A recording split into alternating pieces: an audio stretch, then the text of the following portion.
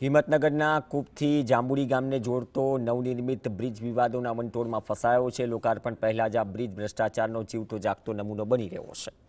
સ્થાનિકોનો આક્ષેપ છે કે કોન્ટ્રાક્ટરે અધિકારીઓના મેળાપીપણામાં ગુણવત્તાના લીરેલીરા ઉડાવ્યા, નિયમોને નેવે મૂકી આરસીસી સ્ટ્રક્ચરમાં મોટા પથ્થરોનો ઉપયોગ કરી જોખમી બાંધકામ કર્યું, જેના કારણે અત્યારથી જ બ્રિજમાં મોટી તિરાડો દેખાવા લાગી છે।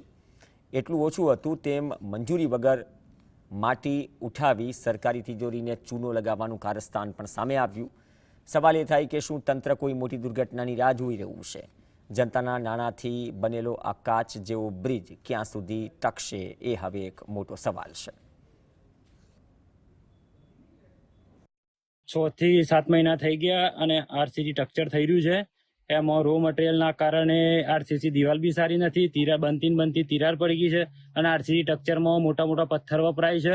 માટીની જે પરવાનગી વગર માટી લાવીને નાખ્યું છે એની અમને પણ જાણ નહીં અને ગામ લોકો એમની મનસ્વીપણે કામગીરી કરી છે।